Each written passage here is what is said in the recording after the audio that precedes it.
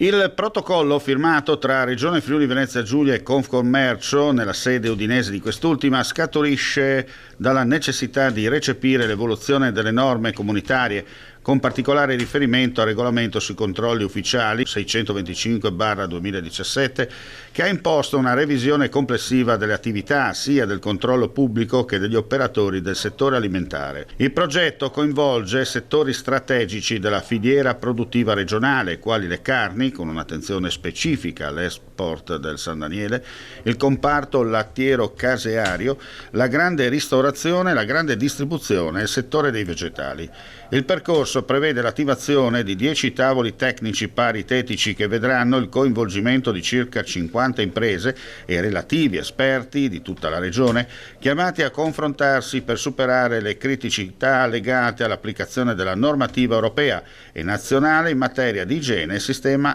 HACCP. Nei gruppi opereranno fianco a fianco tecnici delle aziende sanitarie, tecnologici e responsabili di produzione per definire strumenti tecnici condivisi a supporto sia delle attività ispettive che della produzione. Alla Direzione Centrale Salute spetterà il coordinamento tecnico-scientifico e la valutazione finale dei documenti prodotti, mentre l'Università di Udine assicurerà il monitoraggio e la validazione scientifica attraverso il comitato di indirizzo. Il documento finale costituirà una piattaforma comune per fornire ai consumatori standard di sicurezza sempre più elevati. Rivendicare giustamente applicazione di principi e di regole in maniera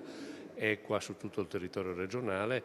e di garantire quelle soglie di sicurezza che sono indispensabili a seguito del controllo del sistema sanitario, che non deve fare un'attività di repressione, ma deve accompagnare, deve costruire soluzioni che garantiscono all'impresa di fare impresa e dall'altra parte che garantiscono al cittadino di avere una garanzia nella sicurezza degli alimenti.